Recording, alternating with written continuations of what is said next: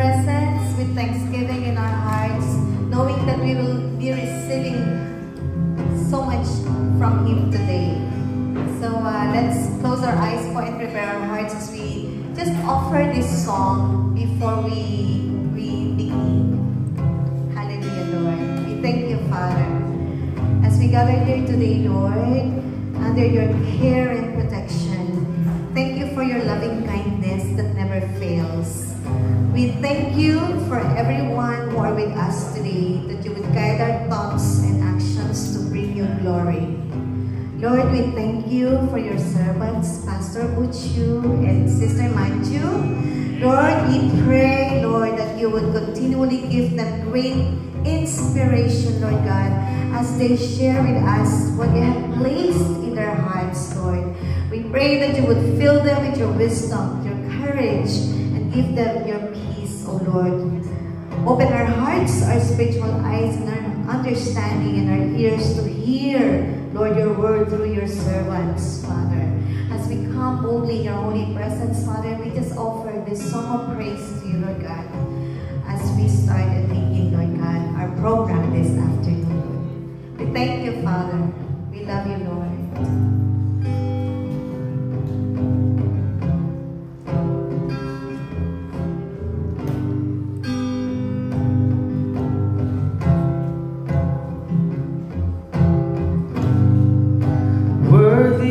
Every song we could ever sing, worthy of all the praise we could ever bring, worthy of every breath we could ever breathe. We live for you, we live for you, Jesus. Jesus, the name above every other name. Jesus, the only one who could ever save. Worthy of every breath we could ever breathe. We live for you. We live for you. Holy, there is no one like you. There is none beside you. Open up my eyes in wonder and show me who you are, and fill me with your heart and lead me in your love to those around me. Jesus, the name above every other name.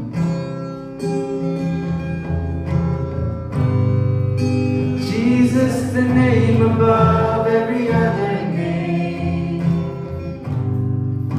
Jesus, the only one who could ever save. Worthy of every breath we could ever breathe. We live for you. Oh, we live for you. Holy, there is no one like you. There is none beside you. Open up my eyes in wonder and show me who you are, and fill me with your heart and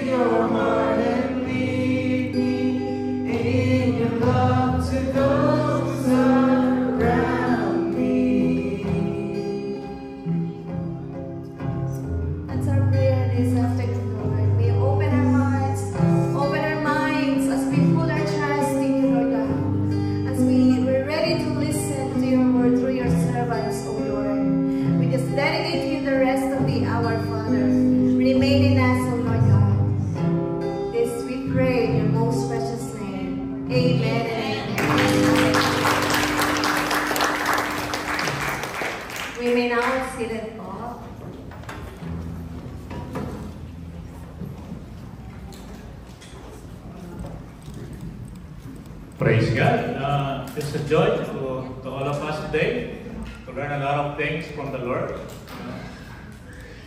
Our church is now in our 14th year, and it's good to start in our calendar in our 14th year to establish a good ground. Amen. I think the stuff that we will learn from today and moving forward in our church is truly jewels from God. Okay? Amen. So I encourage you to grab your pen, your notes, your cell phone, or you can record it. By the way, we will record our teachings for today. Okay? First, we are so blessed. The Lord designed this one. He's the one who ordained this one. Okay? And we are very, very blessed. Because if I review their calendar, they visited a lot of churches. We went to Toronto a few weeks back. We are so blessed. And today, they are with us till tomorrow. Flying back by Monday. So please allow me to welcome our International Director, Reverend Butsio and Sister Manju Ju. Okay?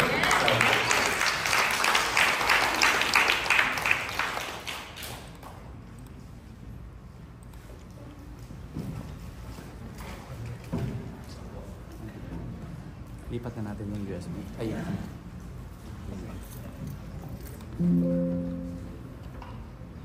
Hello. Good morning. Afternoon. Jet lag. By the time we recover, we're going to be jet lagged again when we go home. We'll be leaving Monday. I think Tuesday we'll be flying back to Singapore. We've been away for 3 Sundays. This is the 3rd Sunday.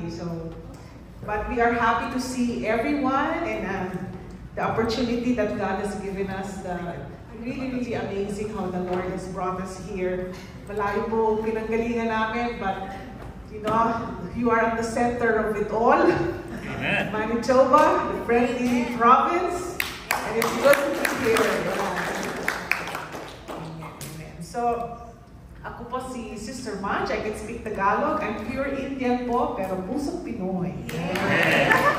Laking Manila, tubong Singgalong, lumaki sa Mandaluyong, ayan.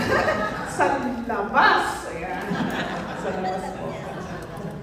Pero sometimes we climb inside the mental hospital because we have friends there. Not incarcerated, but kids of the doctor. So doon po sila nakatira. So we climbed the fence because the entrance is too far away. So hindi po kami tumatakas. So it's good to be here po. And we have 3 children. Malalaki na po. They're 20, 31. I think the oldest one is a girl. She's married for 2 years. Wala pa po. Then we have a 29, and then a 22, almost going 22 years old son. So praise God. Namimiss po na namin sila. But we are happy to be here. Yeah. So we are excited. It's an exciting day for all of us because we will learn a lot today. And it is the Christ-centered family. And it's important. I think the topic is very relevant because nowadays, though most of us are Christians and we go to church, it's still difficult to practice a Christ-centered family because we are in the midst of, the changes, the philosophies that our world has. It's changing by the second. If you buy a computer or a phone today, the next year, it's obsolete. So, ganun po kabilis ang ikot ng mundo, the philosophies and changes. So, it's important that the topic that we have today is to help us build our ground so that moving forward, we're able to help build this Christ-centered family because it's the hope of this generation, I believe. If you want your kids and you want your family to see them grow morally centered in Christ, it's important that we learn and absorb everything that we can today. So we're not all perfect. It doesn't make us perfect, but at least it will help us, move forward in our Christian life, more solid in the Word of God. All right. So are you ready? Amen. Amen. So Christ-centered family. Okay. What do we mean by Christ-centered family? How do you view a Christ-centered family? Of course, as you can see in the slide, it's already, the definition is already there. It means it's a Christ-centered family. But what is it? A life that is centered in Christ leads to a well-ordered life.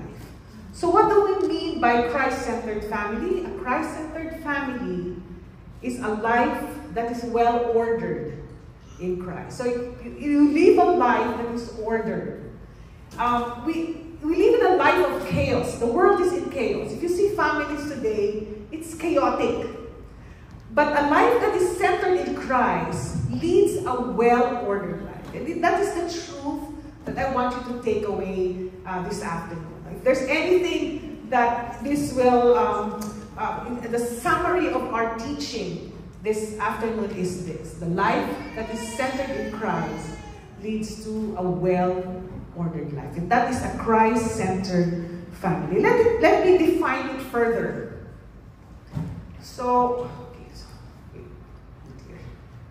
Okay, a family that is centered in Christ aligns its values and principles to the Word of God and the teachings of Christ, wherein the family navigates the life's challenges with grace and therefore serves as a compelling witness to the community. So as a Christ-centered family that is orderly, centers its values and principles in the Word of God. Because the Word of God, without the Word of God, I don't think we can live an orderly life. Without practicing the values and the principles of Christ, the teaching of Christ, of love, grace, forgiveness, submission, love, then definitely our family will be chaotic. Our family will be disordered when we do not apply the values and teaching of the Word of God. And because we value that and we practice that, it navigates on how we live our life. Diba? What you believe, kung ano yung paniniwala mo, yun yung gagawin mo eh. It is not compatible. It has to be compatible. It's not that you believe something and you do differently. It's always compatible. So what you believe, when you align the principles of the Word of God in your heart, lalabas yan eh. That's why the Bible says you conduct your life worthy of the gospel. Conduct your life, meaning the behavior changes because of what you believe and what you, when you align yourself with the Word of God. It navigates your life's challenge with grace. And what is the result of that? You become a compelling witness to the community. Makikita ng ibang tao yun. We are the light of the world. We cannot be hidden. So if you believe, you do, you behave appropriately to the teaching of Christ, whatever happens in your life, it navigates the challenges through that teaching, through what you believe, and it serves as a compelling witness to the community. I remember a story, and I think I mentioned this before, like, we have a friend that lost a job. So, he went to his family, sinabi niya sa asawa niya, "Honey, I lost my job." So, how would the family react? What do you think? So, normally, the normal reaction of the husband and wife is not to tell their kids. Why? Because para hindi maapektuhan. Diba? Usually, tatago natin, huwag na lang sabihin natin kay Junior. Kasi baka mag-worry pa, may exam siya. Diba? So we usually hide the problems that we face. But we celebrate the triumphs, you know, the achievements, yes, the race, the good job, the good home. But we hide those things that are not perfect. So when the time comes, when our kids grow up, they don't know how to navigate. They don't know how to navigate the challenges that they face. Once they get a job, when our kids grow up, you'll grow up definitely, you will find your own job, but then you don't know how to navigate when you lose your job. When you have sickness, when you face difficulty, there is no, you cannot navigate because we did not see the example of what the values and principles of the Word of God being applied to the family. So normally we hide the bad stuff.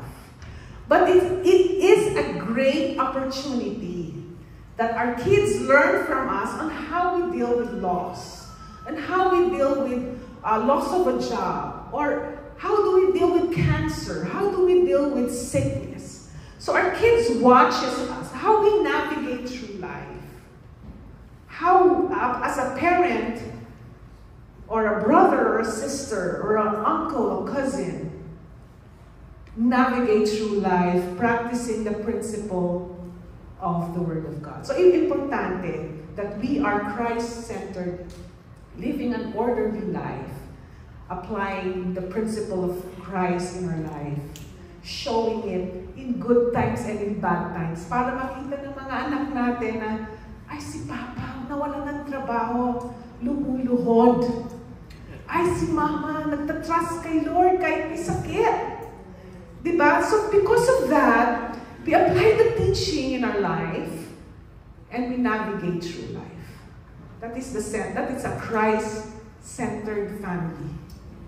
So, it is important that a Christ-centered family leads to a well-ordered family life by applying the principle of the Word of God. Amen? Diba? So, let's go on. Publish na ako. Wala. Okay, so next.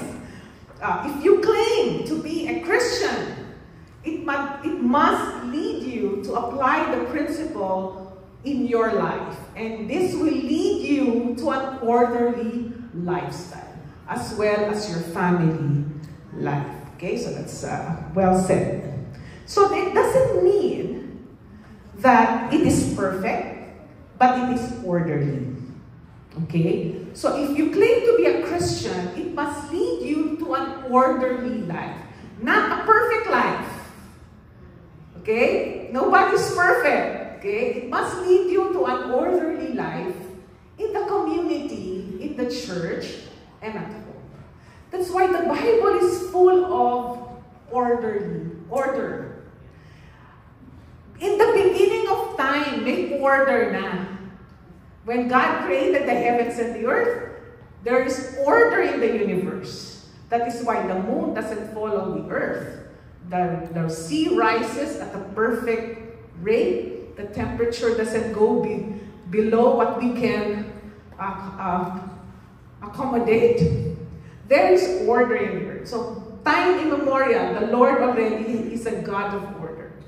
So, in our community, it's also expected that we live a life of order. In the church especially. Can you imagine if our church liturgy are chaotic? Diba? Like everybody has no, there's not, kumaga everybody does what is right in their own eyes. That is the order of the world. That everybody does what is right in their own eyes. That will be chaotic. So, umpisa pa lang, God gave us order. So, order is a blessing. Kahit saan bagay, kahit sa traffic light, may order. Right? In our community, in our church, there is order. Even sa pagkuha natin ng pagkain, may order. Even how we live our life, day to day, in the office, at work, everywhere, anywhere, there must be order. Alright? So, not just in the church, but most definitely in the home. Can you imagine if our kids are the one ordering us around? It's chaotic, right? If the father doesn't play the role and the mother doesn't play the role, and if the baby dictates or the youngest dictates whether we go to church or not, nangyayari po yun. That happens. Bakit po kayo wala sa church? Kasi ayaw po umattend ni Junior. It's the young ones or the kids dictates. That's not order. When the family, the father doesn't play the role or doesn't do their role in the family home. When the mother doesn't play the role, then it's gonna be chaotic. Can you imagine? That's the world today. That we see why there are broken families. Even Christians, they're not perfect. But if there is no order, and if we are not Christ-centered in doing the values, then what is the difference between us and them? What is the difference between you being in Christ and being without Christ? There's no difference at all. Kasi disorder din tayo, di ba? So it's important that if you claim to be a Christian, it must lead you to an orderly life in the community, in the church. In the Corinthian church, for example, may disorder kahit they're gifted. They speak in tongues, they're very gifted, but then there is disorder, and Paul rebukes them. So, kahit sa church and at home, it needs to have order and a structure, right? Not perfect, but orderly. Okay? Our families are not perfect. We're not perfect. We make mistakes. Our kids make mistakes. We allow them to make that mistakes so that they will learn.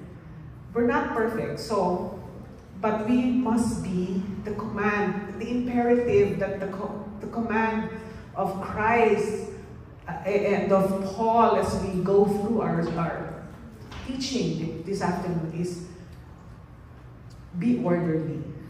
Okay? The Christ said, be perfect, for Christ is perfect, but it's a process of being. You're not perfect yet. You eventually will be perfect. But orderly, it must. Okay? So we're not perfect, but orderly.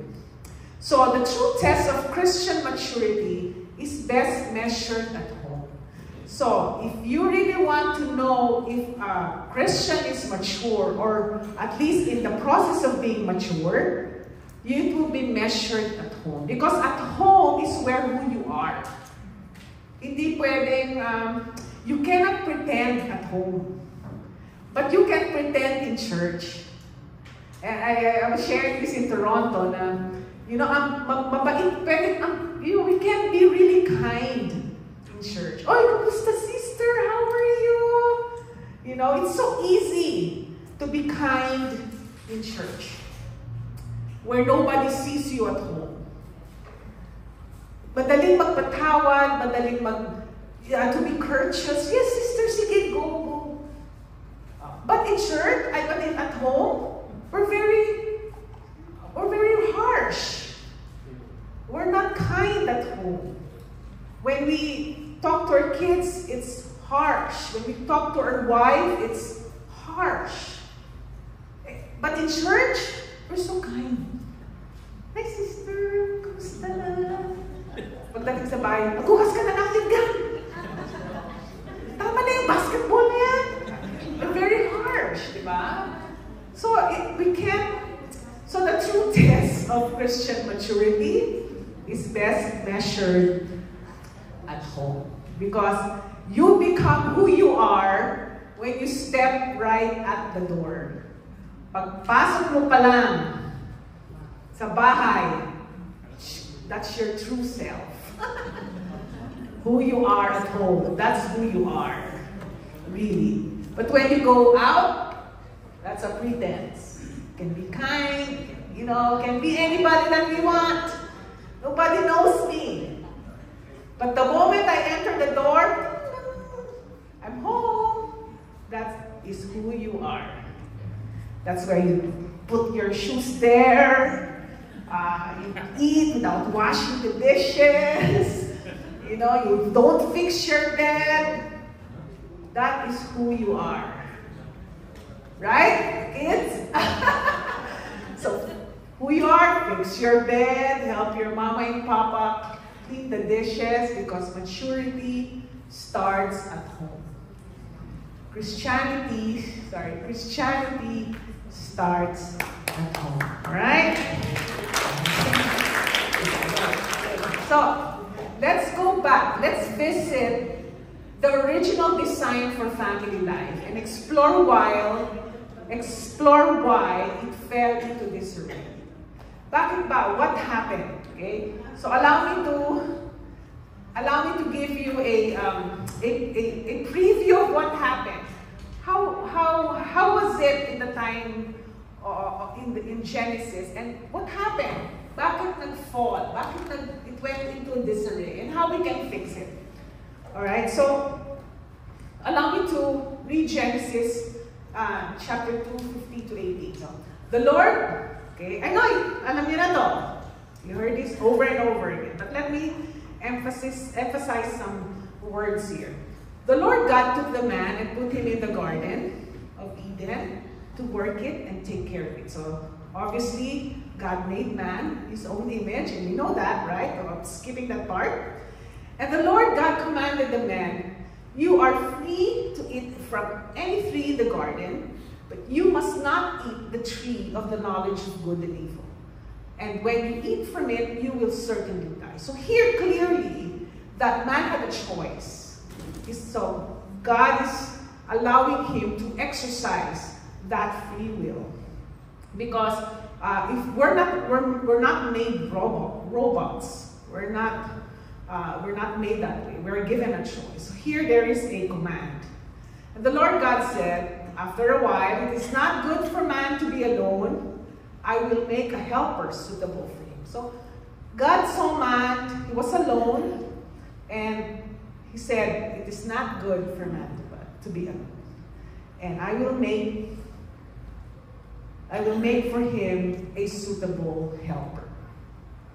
So the man gave names, of course, yung name job niya, but Adam was there, and Adam saw he was, but for Adam, no suitable helper was found. So one by one, two by two, male, female, the animals passed by beside him. He gave names, male and female. But for Adam, there was no suitable helper. So the Lord God caused the man to fall into a deep sleep. And while he was sleeping, he took one of the man's rib and closed it up with flesh. Then the Lord God made a woman from the rib he had taken out of man, and he brought her to the man. Galing, no? That's a beautiful picture of a wedding, when a father brings his daughter to the man that he's going to. Yeah, I think that's where we got that image. So God brought the woman to the man. So from day one, God already knew that man cannot live without a helper. So the design of marriage, if you are married, you cannot do it alone. You need a helper. And in the amazingness and the love, the wisdom of God there in His creation is so profound that He didn't want you to be alone. The man, God didn't want them to be alone. Created a helper to help. Not a helper ang understanding ngayon ng helper is katulong. Tagaluto, tagalaba, tatagayin kayo niyan. Kumilos, di ba? We always have that connotation na, especially women, we feel that we're just helpers, you know. But that's not the intention of God, because when God said, I'll make a suitable helper for you, it is not presenting Eve to Adam as ito na, katulong mo. Okay. But it's deeper than that, because the word that was used there in the Hebrew is ezer kinegdo. That's the word, suitable helper. It means ezer in Hebrew, kinegdo. Oh, Tita Mach, what's that? What does that mean? Doesn't mean anything to me. It's Hebrew. I cannot understand it. But if you go deeper, the word ezer means help, right? Help. But the help that was used there was the word that they use in Psalm. The Lord is my helper. The Lord is my very present help in time of trouble. It's the same word that they used for God being help to us. That's the same word. So ang katabi nyo, mga men, ang katabi nyo, beside you is the help that God Himself, the same word that He Himself used for us today, is the same word that He used na binigay sa'yo. Ang galing, no? The Lord is it's so profound. The wife beside you is a help beyond just the help that we know today. It is the same word that God used for Himself, a rescuer. So from day one, God already elevated. Ang society lang ang nagbago because of the fall, and we will discuss. And kinegdo means suitable, meaning katapat, counterpart, equal. And can you imagine, we were not taken from the foot to be stepped on. We are not taken from the head to be the, to be the ones that are leading or heading the man. We are taken from the side, the rib, close to the heart. And that symbolizes love and care. As Adam cared for the garden, now Adam had a responsibility to his wife to care for her, to love her. So in the beginning of time, that is the family order. Okay? Ang ganda, di ba? The Lord is so good. And then the man said, it is the man that said, the man said, not God. It is the man that acknowledged, this is now bone of my bone, flesh of my flesh. She shall be called woman, for she was taken out of man. Katapat, counterpart, equal partner. This is why a man leaves his father and mother and is united into his wife. That's how intimate the relationship in the time of the Genesis of husband and wife. They are united in purpose, in their life together, in everything. Hindi na lang detail ng Genesis, but that is what it is intended to mean, in purpose. And they became one flesh, as if they are one, not separated. One in purpose, in life. And Adam and his wife were both naked, and this is the result. They felt no shame. Can you imagine when you are united together in purpose? The result is a very profound intimacy. That is the original family. But what happened? We all know what happened, right? We all know in Genesis 3, just the next chapter, there was disobedience in the fall. That's why it causes the fall. They were not supposed to take the fruit that is prohibited. And then, but Eve took and gave it to Adam. And there was a scholar that says that, bakit hindi si Adam? Bakit hindi nagpanik si Adam? Eve, huwag mo yan kainin! Sabi ko na sa'yo, huwag mo nga yan hawakan eh. Diba? But then Adam, probably his curiosity, wanted to try the fruit, got it from Eve, and he ate it. And then the fall happened. But there was, of course, the promise of a Savior in Genesis chapter 3. The Lord is good because there was a scholar also said that there was this why Adam did not say anything in it. And sometimes, you know, when we look at our lives today, it was the silence of Adam that caused or allowed Eve to sin. Or at least kasi hindi nga niya pinigilan, di ba? It's the silence of Adam. And sometimes, I think if we look back in our family life, if the husbands are silent, if the husband is not the one giving instruction, we learned that in Ephesians, that if the husband doesn't lead you to a life of spiritual maturity, of course, it's not solely his responsibility, but both of you as a husband and wife, then it might cause, it's going to be hard to get there if you are alone, if the wife is alone in the spiritual. You know, we have this culture in the Philippines na, basta ako nagtatrabaho, bahala ka na sa mga bata. I don't know if we carry that here in Manitoba, Diba? Sometimes, dala-dala natin yun. We carry that. Bahala ka na, ako na lang magtatrabaho. Bahala ka sa mga bata. Ikaw na magdisiplina sa mga bata. And then we lose that opportunity for the spiritual maturity of our kids as a whole. Okay? Of course, then the promise. So, but let me give you an example of what the fall is. No? So, this is crucial because this is where the chaos came from. Stemmed from. So to the woman he said, I will make your pains in childbearing very severe. With painful labor you will give birth to children.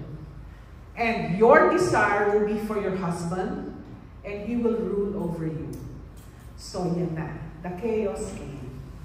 So here is the husband ruling over his wife, and walang magawa ang wife, kundi his desire is for the husband. That is why today, in the world today, we see chaos in the family. That is why kahit na i-abuse siya ng husband niya, she's still there, taking it all in. And sometimes baliktad. Not just the husband is the abuser, but sometimes the wife. Baliktad. Chaos na eh. And society changed. The values now of the world has crept into the family life, and then we see chaos. We see children not obeying their parents. We see fathers that nothing to do with their kids. We see in the Greco-Roman world, and even in the time of the Old Testament, we see fathers selling their daughters, promising even in the religious aspect, giving their daughters as a sacrifice because they made the promise. And I don't remember the specific story, but there's a specific story in the Bible, and it is influence of the chaos of family life that is brought about by the fall. So, napaka-crucial, di ba? So, Christ came to redeem all humanity through His death and resurrection. Now, those who believe in Him have been given new life. And we are called to live out our redeemed nature as part of His new humanity order. So, ngayon na we are in Christ, and Christ made a way for us to redeem us and renew us.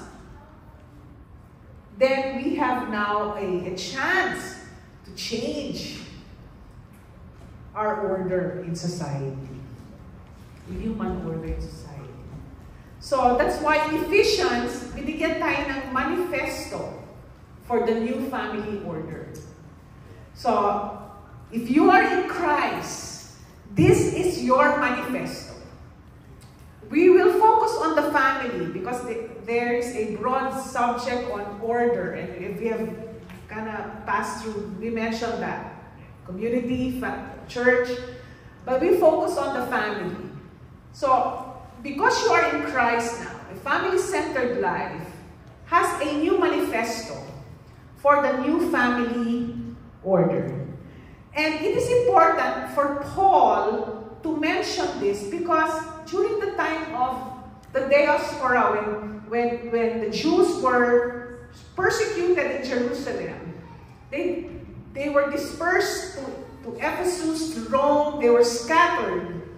So therefore, in their scattering, they are influenced by the culture of their time. And struggling in their Judaistic family order, which is also not perfect. And then now they're faced with the Greco-Roman environment and family order.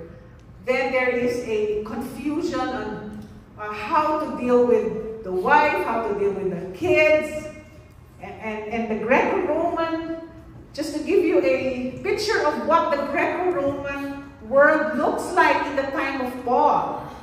That's why Paul wrote Ephesians, Colossians, so that the Christians in those times will have that family order. Because of this, the lack of common courtesy and decency among each other. So the culture there in the time of Paul, in the time of the Ephesians and the diaspora, the time of the broken world, there is no common courtesy and decency among each other. So, in general, not just in the home, but in the marketplace, there is no love, there's no honesty, there's chaos.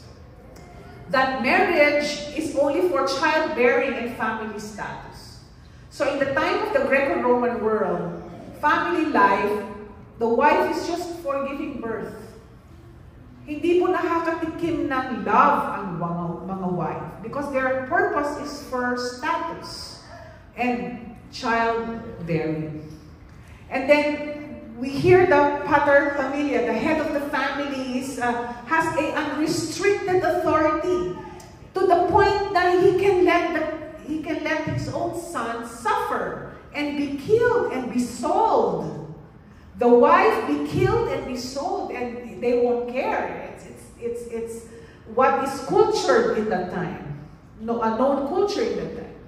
So the fathers in the time of Paul, they have unrestricted authority. They abuse their slaves. They have concubines for pleasure, but for the wife, they're just childbearing. They abuse the children. It's the fall. And women has no social standing. They're just considered property. Children were considered property in the time of Paul. And children definitely has a lack of care. And slaves were abused. That is why Christ-centered family, especially in the time of Paul, and today, for us today, is so important because we live in a world similar to this. Right? Similar to this.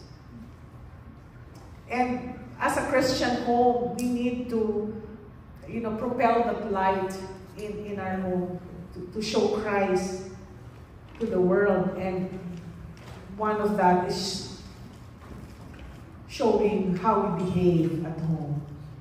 So, when Paul introduces the household code in Ephesians, it is not to abolish the order, but to replace it with a redeemed one. Because removing the code will upset society at large. So pinalitan niya, ni-redeem niya. There was a system, even though the fall was there's still a system. Inabolish lang ni Paul, o ni-replace lang ni Paul with a redeemed order. Going back to what the original intention and how God created the family in Genesis. Okay, alright na ba kayo? Okay. So by doing that, they became a powerful witness in their day.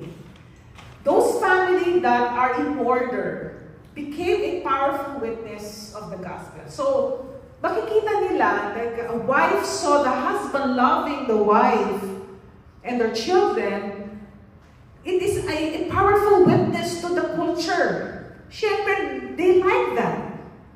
They like that their husband love the wives, diba? They love that when they see a Christian home, they see that the slaves are happy. They see that the children obeys their parents. It's a powerful witness. Kaya they grew in number. So when the gospel was preached, it was just not, they just believed in Christ. They saw their lives being changed. They became a powerful witness. They highlight the moral contrast in their day. They address the social issue in the community of slaves and children. They encourages resilience and commitment. They showcase the transformative power of the gospel, that it is alive in their family unit and community. So kaya the Christians in the time of Paul dumami. Because they became attractive. And the same with us today. Diba? The same with us today. If our family is in order, we will be attractive. So when they hear the word Jesus, they will not only believe, but they will see. Sometimes they will need to see in order to believe. Parang silang si Thomas, I want to see first before I believe. And people are like that. I want to see the evidence first. Then that's the only time they will believe. So it is crucial for us Christians today to live a life worthy of the gospel. To live a life to conduct ourselves in our home, in church and community, that family, new humanity order. So such a powerful imperative that Paul gave us. So just to give you an example on the new family Haustafel or code, household code in Ephesians. So in the beginning chapter, Paul would mention how we are in Christ and the grace that God has given us and how that we can grow individually. And then in the next few chapters, from chapter 4, 3 to 4, it gives us how we can live a life in the community, in the church, as we are united, as we serve one another, and the life in the community, in the church. And then in chapter 5, which our focus will be, is the life at home. So the new family Haustafel in Ephesians, just not in ourselves, order in ourselves, not just in the community, in the church, but definitely in the home. And we will tackle one by one, okay? Husbands, wives, children, and slaves, okay? We don't have slaves now, but those are, we can consider that as employers or employees, okay? So, Paul presents these codes as a set of instructions and ethical guidelines for various household relationships. They are redemptive in nature, standing in contrast to the fall. It is an imperative under the redemptive life of every believer based on what Christ has done. So it's an imperative. It is a must. In order for us to thrive and be the light and be resilient and be a powerful testimony in our community, we need to do this. It is not a suggestion. It is an imperative. Okay, so remember, a life that is centered in Christ leads to a well-ordered life. Sige nga. 1, 2, 3. A life that is centered in Christ leads to a well-ordered family life. Amen? Amen. Right. So, Pastor Butch on Colossians says that a Christ-centered family life does not happen overnight. Okay? It is a daily manifesto of grace, submission, and above all, love. I don't even know if he remembered that, but he said that. Okay? It is a daily thing. Daily practice. Hindi tayo perfect, but if we keep doing and doing, You know, for me at the beginning when we got married, it was so hard to submit. Okay, so hard because I'm a well-made woman. I decide for myself, and then here we are. We got married, and then now someone decides for me. It's so hard, you know. But it's a daily manifesto of grace, submission, and above all love. So I hope you open your hearts today and look at it in a different perspective. Okay. So the foundation of this relationship there are two. Okay. Before we go to the order, there are two foundation of this relationship that we have between the family members. Okay, first is the authority of Christ. God has put all things under the authority of Christ and has made Him head over all for the benefit of the church. And the church is His body. It is made full and complete by Christ, who fills all things everywhere with it. So, when we look at our family, we look at the foundation, which is Christ. He is the authority, the head over all our life. Okay? Siya yung ating binabasihan. Siya yung ating unang ina-acknowledge na siya ang head. And you will see later on that everything we do for each other is as what Christ has done for us. So the basis of our relationship is based on what Christ has done for the church, for His community, and for us today. So that's the basis. And next is that not only that Christ is the head, but that Christ is our example. Okay? Sabi nga sa Ephesians 5, imitate God. Therefore, in everything you do, because you are His children, live a life filled with love, following what? Who? Christ's example.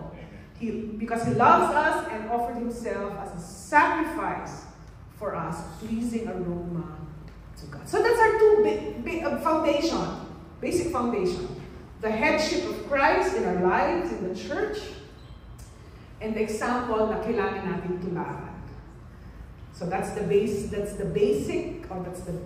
of our love to one another and our submission to one another and our obedience to one another.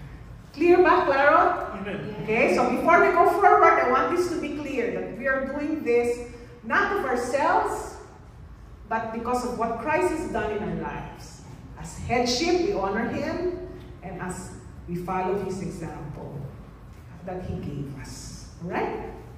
Okay, the first order. Order in the court. First order, it says in Ephesians chapter 5:21, and further, after you live a life in the Spirit, being united in Christ, and all these things before that, and further, sabi ni Paul, submit to one another out of reverence for Christ. And here you see Christ is referenced again. Submit to one another. That is the basic. Be an example. Our example is Christ, is the headship, and submit to one another out of the reverence. So that's the basic. So how do we do that? So all of us submit to one another. How we do that? And we will see the order. So Christians are called to live a mutual submission. And without mutual submission, they cannot fulfill a redemptive life. So kung tayo nagsasapawan, nagbibidahan, we get our way, then there's no order, there's no mutual submission, then what's the difference between the world and us today? We need that for our redemptive life. So the manifesto to the wife. Okay. Ito na. Okay. Huwag po kayo magalit sa akin, ha? Pero itong sinasabi po ng Bible na for the wives, this means, what does this mean? Oh, it means wives, submit to your husband. As to who? Again, our basis. As to the Lord. Okay. Now, submit. Bakit naman submit? Who wants to submit? Nobody wants to submit. We want to get our way, right? But what I discovered, and that changed my perspective. That changed my perspective because submission is not for the weak. It's not for the weak. If you ride a stallion, when the stallion is, kung naturuan yung stallion to control himself, and the stallion submits to the rider, does it lessens the horse strength? Does this mean that this horse is weak? No, right? So it's not for the weak. And submission, wives, listen to me. Look at me. Submission is a strength of character. So if you see yourself as someone that is strong and able, then you are able to submit. Only the strong can submit. I'd rather go for that. Right?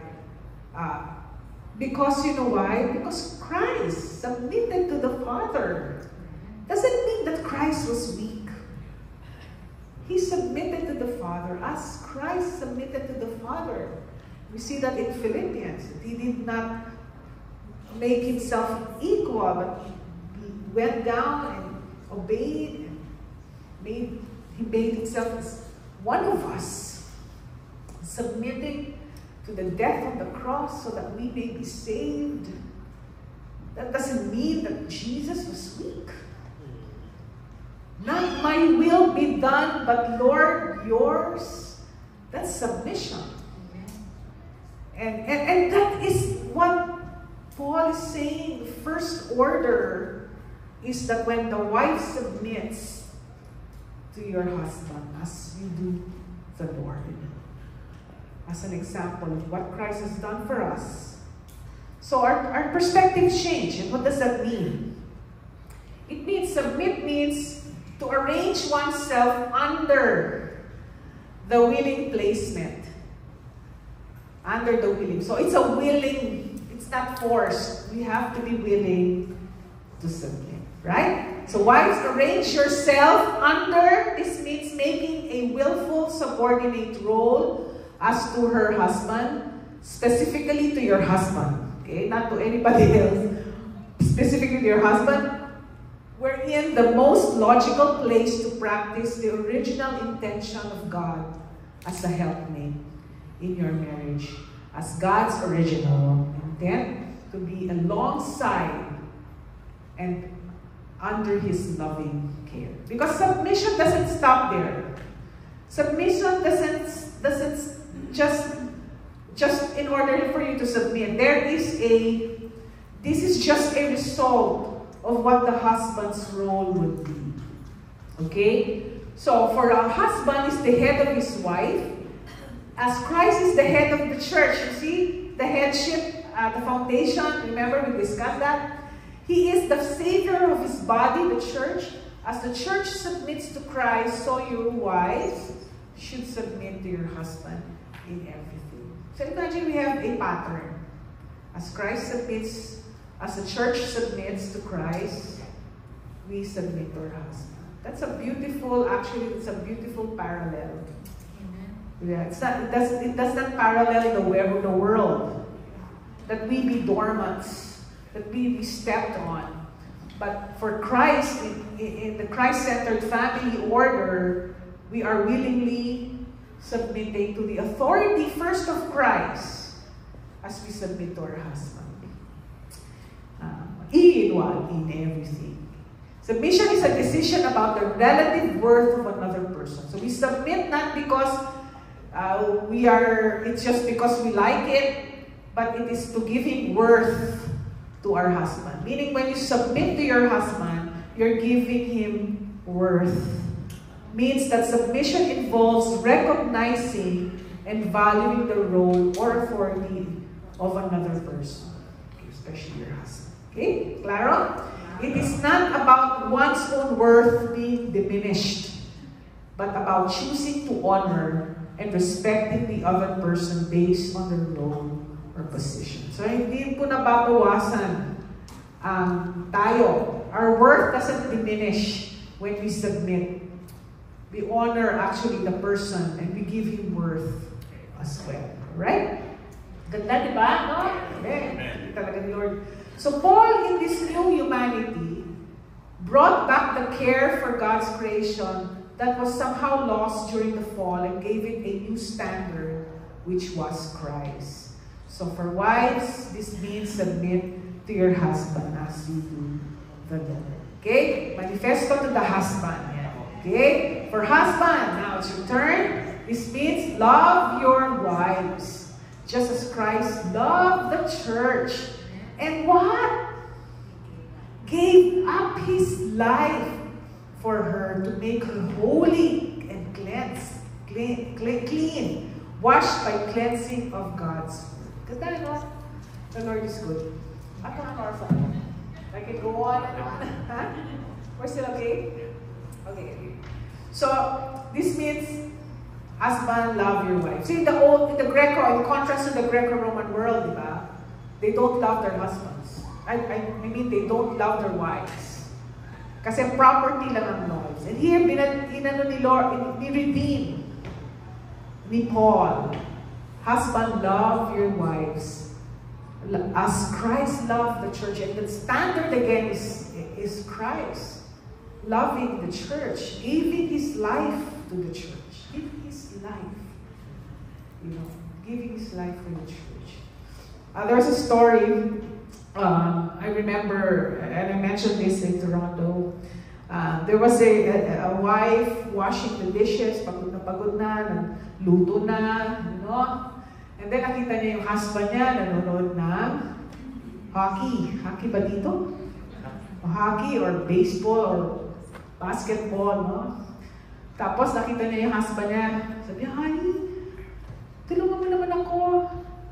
Sabi naman, alam ko, mahal mo ako. Alam ko, you give your life for me. Diba? Mahal mo ako, diba, honey? Pero, huwag mo na lang hintayin na mamatay ka. Ngayon na lang. I know you love me, you'll give your life for me, but you don't have to die now. Help me wash the dishes. Diba? Sometimes we wait for the dramatic ending that we will rescue our wives and, tayo yung, kaya I think in the Filipino culture, the pag danger zone, ang lalaki in general walks in the danger zone. Diba? Kasi that is a picture of, I'm giving my life for this woman beside me. Kaya pag tumatawid, nandun siya sa kotse na parating, rather than dun siya magtatago sa asawa niya. So that's the picture. We give up our life, give up your life for her, make her holy, meaning you are responsible for her spiritual cleanness, her reputation, wash her, cleanse your family, be the head, being responsible for the spiritual maturity, not only for your wife, but for the whole family. Diba? So, he did this to present her to himself as a glorious church. Christ did that for us, without spot and wrinkle or any other blemish. Instead, she will be holy without fault. When Eve got that fruit, this is exactly the opposite what happened. Adam allowed her to have that spot. Adam allowed her to be wrinkled and blemished and be not holy and be the one at fault. In fact, when God who told you to eat the fruit, and what did Adam say? My wife, siya, may kasalanan. But here it's the opposite, no? So that she will be holy without fault. That's the responsibility that God gave to the husband. In contrast to the fall. Di ba? Amen. Praise the Lord. In the same way, husbands ought to love their wives as they love their own bodies. For a man who loves his wife actually shows love for himself. You remember? Bone of my bone, flesh of my flesh. This is my own body. My own flesh. And it was Adam that declared that. This is my bone. This is the bone of my... This is like my own body. How can I hate my own body? So, Paul here gives another contrast to the Genesis story. That when Eve was taken out of the side, he was the flesh, the bone, the rib, right? This is the same in contrast to Genesis. As the scriptures say, a man leave, remember? That was in Genesis as well. A man leave his father and mother and is joined to his wife, and the two will again be united. So Paul here is bringing us back to the original intent of the family order. United into one. This is the great mystery. But it is an illustration of the way Christ and the church are one. So I say again, each man must love his wife as he loves himself. Again, in contrast to bringing us back to Genesis. And the wife must respect her husband. Amen? That is the family order. So what kind of headship that the wife submits to? It is the kind, caring, nurturing headship. The husband is to exercise his headship with a Savior-style servant leadership. So hindi basta headship, no? But this headship is characterized as how Christ gave himself for his church. A love, caring nature, nurturing headship. So, madali po mag-submit sa loving husband. Di po issue sa wives, di ba? Amen ba, wives? Amen. It's not an issue for us to submit to a loving husband, a Savior-style servant leadership husband. Amen? So, that's the order that we need to behave in this new humanity.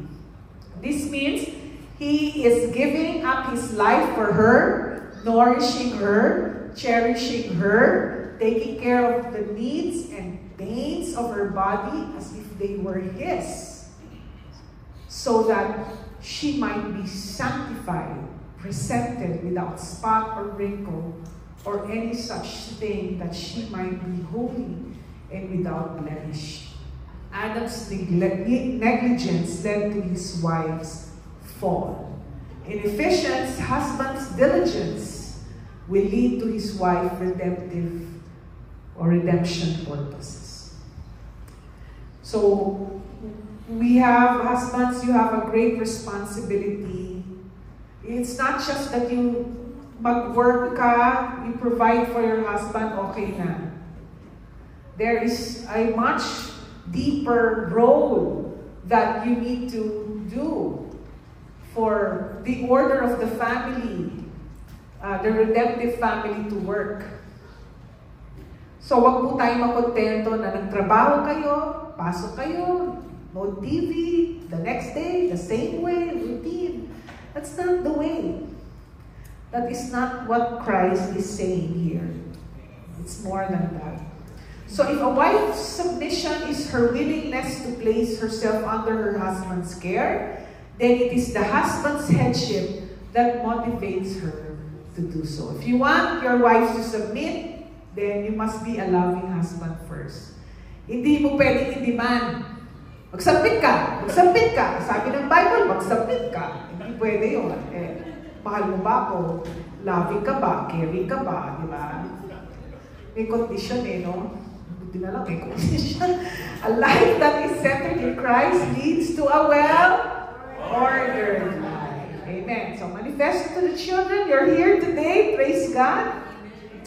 Children, obey your parents because you belong to the Lord.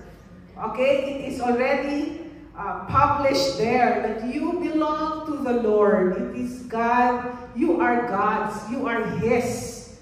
So you obey your parents. For this is the right thing to do. Honor your father and mother. This is the first commandment with a promise. What is that promise?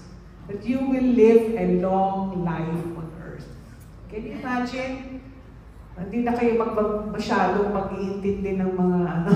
The Lord will give you a long life. Because you know, if you hate your parents, if you dishonor them, there is this something sick inside. There's something that is going on in your chemical body that makes you bitter and sad and angry.